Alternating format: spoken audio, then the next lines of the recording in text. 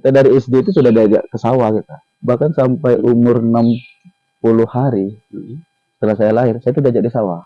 Tapi bukan untuk bekerja. Ya, Informasikan di mana ada tempat orang hajatan, cuci piring, tukar angkat piring. Jadi kita dapat makan, dapat duit, dan juga pulangnya dibawa sama ini 2 kali akabri, 2 kali sejabang angkatan darat, 2 kali sejabang angkatan laut, 1 kali kepolisian, 1 kali angkatan udara. Semuanya gagal. Gagal jadi tentara, lolos jadi bupati. Iya.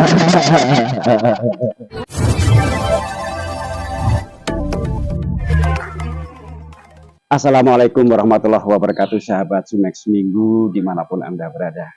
Semoga dalam lindungan Allah Subhanahu wa Ta'ala senantiasa sehat walafiat dan penuh barokah.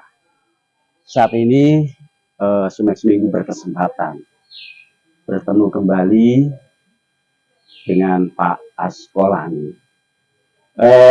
Selama ini mungkin pembaca Sumex Minggu hanya melihat Pak Askolani bupati, ya. Pak Askolani pernah menjadi anggota DPRD Kabupaten. Tetapi bagaimana sebenarnya Pak Askolani kecil dulu, ya, perjuangannya bagaimana sehingga seperti sekarang ini. Kalau masyarakat kan tahunya kan seperti sekarang ini, tidak tahu bagaimana masa kecilnya. Katanya si Pak Askolani petani, apa benar ya? Kita akan ngobrol-ngobrol dengan Pak Askolani. Selamat sore Pak Askolani. Selamat sore. Assalamualaikum warahmatullahi wabarakatuh. Dimana kabar? Pripun kabare?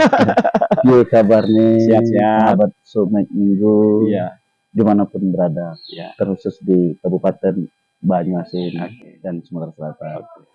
Pak, saya dengar-dengar Pak Askolani itu bener nggak anak petani, Pak?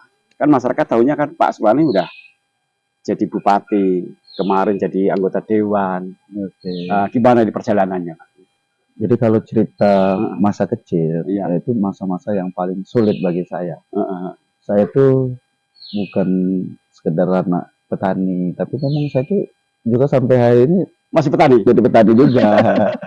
Jadi maka saya lihat itu kebun di belakang-belakang itu banyak sekali. Ya, karena kita dari kecil sudah diajarin sama orang tua, sama nenek, sama kakek kita menjadi seorang petani yang ulung. Jadi, tapi petani sini bukan petani yang kaya, tapi petani yang untuk memenuhi kebutuhan kehidupan sehari-hari. Bukan petani untuk usaha ya? Jadi petani kita betul-betul hanya untuk konsumsi pribadi. Sisanya baru jual. Gitu. Jadi diajarkan dari leluhur kita bahwa kita ini tidak harus membeli. Jadi mana yang kita bisa tanam, kita tanam. Mana yang bisa kita pelihara, kita pelihara.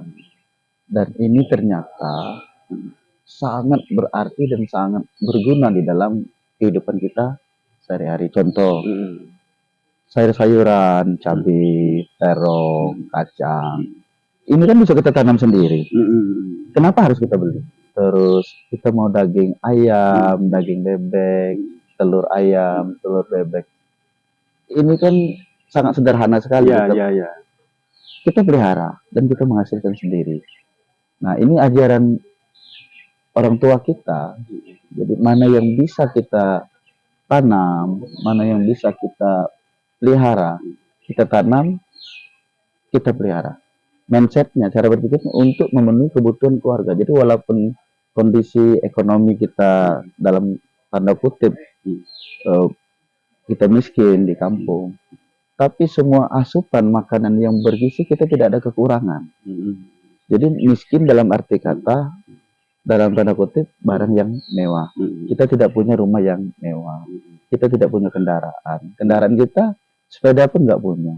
Kalau di kampung kan saya hidupnya di pinggiran Sungai Musi. Kendaraan kita paling perahu, ketek pun nggak punya. Itu tepatnya di mana ya kampung Pak Askolani? Saya dulu waktu lahirnya. Ya, lahir waktu itu di Teluk Kijing. Di bantaran Sungai Musi. Di pinggir Sungai Musi. Dan pada saat itu kita kecil diajarin ibu kita untuk bagaimana bertani. Kita dari SD itu sudah diajak ke sawah kita. Langsung terjun ke sawah. Betul. Ya. Bahkan sampai umur 60 hari setelah saya lahir, saya itu diajak di sawah. Tapi Digendong. tapi bukan untuk bekerja. Ya, digendong ya. Digendong. Saya ke sawah gitu. Di buah, di tengah hutan. Jadi memang dari lahir itu sudah diajari bertani. Nah, jadi sampai hari ini pun kita tetap bertani. Kita bersawah, kita berkebun. Kita juga melihara ayam, bebek, kan. Jadi semua yang kebutuhan sehari-hari itu kita dapatkan sendiri. Jadi apapun jabatan kita, apapun pekerjaan kita, bertani ini adalah bagian daripada kehidupan kita.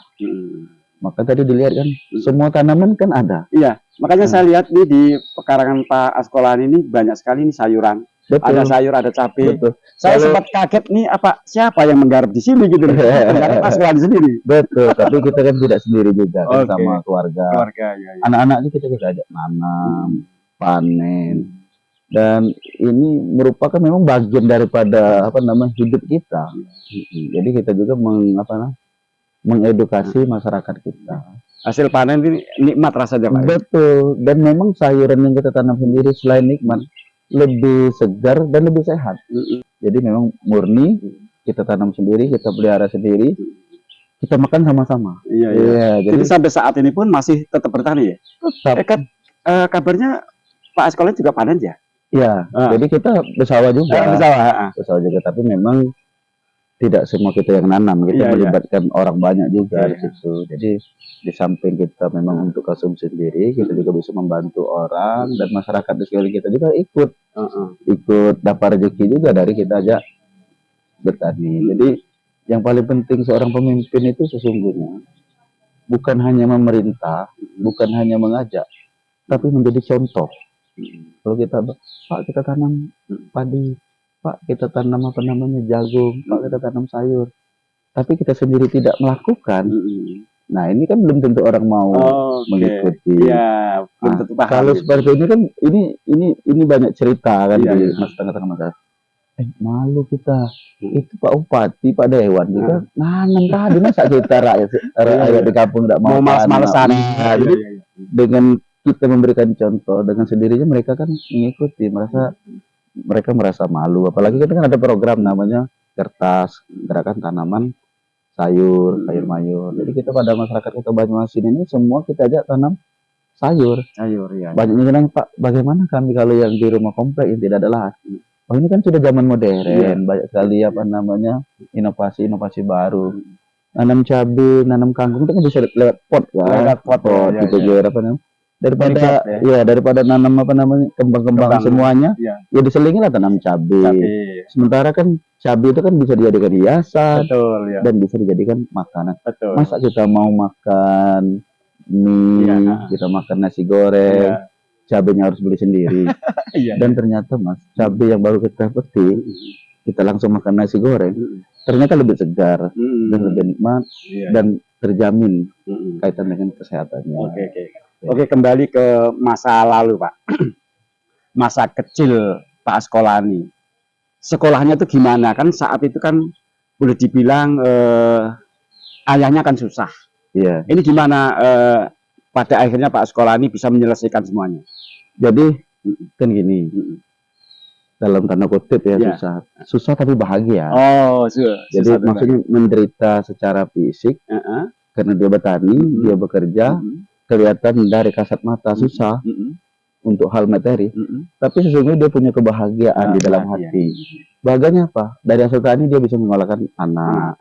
Nah makanya kami dari kecil, saya itu ke sekolah dari tempat tinggal, ke sekolah itu 4 kilo Mas perjalanan. 4 kilo perjalanan. Bayangkan panas-panas, terus jalannya bukan jalan kayak ini, jalannya kayak zaman dulu ya. Ya jalan tikus apa istilah sekarang, ada rintisan. Selama 4 kilo itu. Jadi 2 jam perjalanan kita baru sampai. Jadi kita dari kecil waktu masuk SD, saya tinggal di tempat ibunya, orang tua saya, nenek lah. Kalau bahasa kami dari turun Palembang itu yai. Jadi kita tinggal di sana karena di tempat nenek ini, tempatnya ini jarak tempuh sekolah ke rumah tempat tinggalnya ini sekitar 1 kilo lah lebih kurang. Jadi kita dari kecil sudah terpisah dengan orang tua, dalam arti kata kan terpisah, tidak tinggal serumah, karena kita sekolahnya ada tempatnya jauh gitu ya. Tapi Sabtu sore itu pulang, Senin pagi kita ngulang lagi ke tempat Nyai. Jadi dari kecil tuh kita sudah mandiri ya. Kita nyuci pakaian sendiri. Iya. Makan kita masak sendiri. Jadi dari SD itu kita sudah bisa masak sendiri. Udah survive. Jadi kalau pulang sekolah itu kita cuci pakaian. Karena maklum pakaian cuma ada satu. Jadi cuci kering pakai ya. Cuci kering pakai gitu. Jadi digosok Mas. Gosok. Gosok ngerti tidak? Pakai arang. Pakai arang ya. Sama dulu ya. Jadi kan baru dipakai lagi. Jadi ngosok 2 kali. Jadi pagi pulang sekolah jam 1 jam 2 kita cuci, kita gosok. Ntar malam dijemur lagi, gosok lagi Mas. Jadi 2 kali gosok. Biar cepat kering. Kalau enggak kering dia. Nah itu. Terus kabarnya Pak Askolani waktu kuliah itu sempat jadi buruh-buruh di tempat pesta dan sebagainya hanya untuk makan. Itu gimana ceritanya? Jadi memang benar. Jadi, gitu ya? Jadi dari SMP, saya itu kan namanya kan kos kontrak kan. Oke. Saya sudah bekerja di PT Dojo di Abiling 3 pada waktu itu. Jadi kerjanya kan ngeding, merumput ya, kerjanya. Jadi ngambil upahan, angkat air seperti itu kan. Nah, waktu SMA kan di Pangambalai, kalau di SMP kan di Betung kan, masih banyak tempat kita untuk bekerja. Tapi ketika di SMA, lapangan pekerjaannya tidak ada lagi untuk kita. Karena perkebunan tidak ada juga di situ kan. Walaupun ada perkebunan rakyat.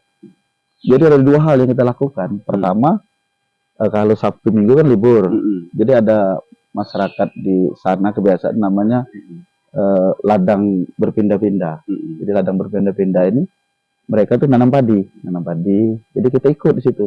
Jadi kita dapat dapat makan dan juga dapat upah di situ. Nah, setelah kegiatan itu kan kalau pindah ladang pindah-pindah kan ada musim. Dia paling-paling musim bulan 1, bulan 2. Nah, ketika bulan berikutnya kita kan perlu makan yang bergizi juga kan. Jadi kita dengan kawan-kawan saling informasikan di mana ada tempat orang hajatan. Pesta, kita ikut di situ. Ikut jadi panitia di situ. Jadi panitia, cuci piring, tukang angkat piring, tukang bantu hidang. Jadi kita dapat makan, dapat duit, dan juga pulangnya dibawa sanguan. Ini kan kreatif kita. Jadi kalau bahasa kami itu setiap minggu itu ada perbaikan gizi. Dari tempat pesta. Iya, jadi kami masih anak-anak kan, masih SMA, masih lajang-lajang. Jadi saling informasi sama kawan. Di mana ada pesta begini? Oh, di desa ini. Oke, ada keluarga ada. Nanti kita bantu-bantu kerjanya. Oke, bantu kerja. Itu waktu SMA ya? Itu waktu SMA. Kalau SMP tidak lakukan itu karena kita bekerja di perusahaan. Iya, karena sebenarnya ide ini didapatkan karena ketiadaan. Daripada situasi, kondisi. Jadi kondisi ini yang membuat kita lebih kreatif. Kita mulai mikir kan. Ya kalau makan ikan asin, makan mie terus kan, gimana gizi kita untuk lebih cerdas berpikir kan, gimana mau makan ayam, makan daging kapan, kita membeli kan tidak mungkin, tidak ada rumusnya kita bisa membeli daging, beli ayam, kita biaya sekolah aja susah kan, jadi otomatis kita cari akal, cari akal yang sifatnya tidak merugikan orang, justru tuan rumah ini merasa diuntungkan Mas, diuntungkan mereka ada yang membantu kan, cuci piring, zaman dulu kan orang-orang kan banyak bergengsi lah, gengsi. Kita nggak perlu gengsi-gengsian. Kita yang penting dapat. Sebenarnya kita tidak ada berpikir tentang upah ya. Tapi kita berpikir tentang kita pada saat itu dapat makan, makan siang, makan sore kan. Ternyata setelah pulang kita dikasih duit juga kan. Terus dikasih bontot bekal untuk bawa pulang. Nah bayangkan bontot ini kan kita kan nyimpannya kan tidak bisa karena kita nggak punya kulkas kan. Iya betul. Jadi harus habis. Bukan itu Mas. Gimana? Kita simpan pakai kompor nanti 5 jam 6 jam kita angkat lagi. Angkat lagi 5 6 jam kita angkat lagi. Itu sampailah 2 hari gitu ya. Luar biasa. Tapi waktu masih zaman-zaman sekolah itu pernah nggak tersirat di pemikiran Pak Askolani bahwa ke depan tuh saya akan menjadi bupati, DPR dan sebagainya, terlintas nggak saat itu? Enggak, kita tidak pernah terlintas untuk jadi pejabat sebenarnya. Tapi kita terlintas, yang jelas hidup ini harus berubah. Kalau udah berubah, ya susah kan. Makanya saya harus sekolahnya harus rajin. Rajin. Aku harus tamat sekolah. Karena kalau orang tamat sekolah, otomatis kita bisa kerja kan. Dan pintar kan. Tapi kabarnya Anda juga sempat masuk ke TNI ya atau apa? Iya betul. Jadi begitu tamat SMA, saya melamar dulu Akabri dulu. Akabri ya. Lamar Akabri waktu di Pesi kita gagal. Gagal di Pesi. Ya pertama itu gagal di Pesi, gagal. Terus masuk lagi Sejaba di tahun yang sama, tahun 93 itu. Gagal lagi di Pendohir. 94 masuk lagi kita. Akabri lagi. Gagal lagi di Pendohir daerah. Terus ada lagi angkatan laut di tahun yang sama juga 1994 masuk lagi kita, gagal lagi di Pendohir. Jadi kan berapa kali? 8 kali masuk TNI. Betul. Gagal. Jadi itu ini 2 kali Akabri ya. 2 kali Sejaba angkatan darat, 2 kali Sejaba angkatan laut, 1 kali kepolisian, 1 kali angkatan udara. Semuanya gagal. Gagal jadi tentara, lolos jadi bupati. Iya. Jadi hidup itu memang indah ya Pak ya. Jadi di situ kita bisa memahami ya, bisa memahami bahwa tentang kebesaran dan kekuasaan Allah. Iya. Kita kadang-kala selalu memaksakan diri, inginnya menurut kita. Ya kalau ingin menurut saya kan harus lolos kan. Ya, sedih juga pada waktu itu kita rasa Allah ini enggak sayang. 8 kali. Iya. Tapi ternyata di balik kegagalan kita itu ada rencana besar bagi Allah untuk kita. Makanya kita mikir, oh ya benar ini Allah itu Maha Kuasa. Nah, dari situ kita dapat tentang betapa sayang dan cintanya Allah itu sama kita sebagai makhluknya. Syaratnya cuma ada 2, ada 3 sebenarnya syaratnya. Pertama kita sabar, yang kedua kita ikhlas, dan yang kita syukuri apa yang kita dapat. Dan Allah akan ganti yang lebih baik menurut Allah. Bukan menurut kita, tapi menurut Allah. Anda sudah berusaha sampai 8 kali. Betul. Menurut kita. Iya, menurut kita kan dari awal, kok Allah tidak sayang. Kita sudah maksimal, kita sudah serius. Ternyata ada rencana lain yang lebih baik lagi. Akhirnya kita kan dapat pangkat kombes juga kan, dapat kolonel juga kan. Pada akhirnya iya, tanpa menjadi TNI, tanpa menjadi polisi. Tapi memang perjalanan untuk ke bupati itu dimulai dari selain di TNI juga Anda juga pernah menjadi pengacara, Anda juga pernah menjadi anggota dewan. Jadi pengusaha dulu. Oh pengusaha, gimana tuh? Jadi tamat kuliah, saya kan nikah. Kebenaran istri saya itu anggota dewan pada waktu itu, Ibu Haja Heriati. Nah, dalam perjalanan karir, saya jadi seorang pengacara, seorang advokat. Saya pernah gabung di LBH Palembang, dan juga dengan Pak Alam Sanapia, walaupun sifatnya freelance, tapi kita kan cuma cari ilmu, cari pengalaman, cari pergaulan. Nah, di dalam perjalanan saya banyak mendampingi teman-teman pengusaha kontraktor. Bayangkan 1 tahun lebih teman-teman kontraktor tiap tahun itu beli mobil. Jadi dari situ kita mulai mikir kan, wah ini enak jadi pengusaha dong. Jadi pengacara kita kan pakaian hijab, pakai dasi, sementara teman-teman kontraktor kan lihat aja kan biasa aja pakaian baju kaos lah segala macam. Jadi tapi banyak dia dari kita kan. Nah, dari belajar dari teman-teman itu kita akhirnya banting setir lah ya, menjadi seorang pengusaha. Dan alhamdulillah 2003 kita dipercaya teman-teman menjadi ketua Kadin, menjadi sekretaris GPNC. Ya kan memang kita punya kemampuan di situ kan, punya keseriusan, fokus. Makanya saya bilang semua pekerjaan penting fokus. Insya Allah kita yang kedua itu harus kita dipercaya teman-teman dong, harus jujur, dan yang ketiga harus kreatif dan berani bertanggung jawab, berjuang lah istilahnya kan. Jadi teman-teman mempercayakan kita untuk menjadi sebuah organisasi yang paling bergengsi pada saat itu ketua Kadin kan. Jadi induknya semua pengusaha itu kan di Kadin. Kita sudah ketua Kadin di umur 34 tahun itu. 34 tahun jadi ketua Kadin. 2008 Karena kita juga kan yang namanya pengusaha kan, dekat dengan pimpinan partai, dengan DPR, dengan bupati kan, selalu bergaul itu. Ternyata yang mengatur negeri ini, mengatur negara ini orang politik, bukan pengusaha. Iya.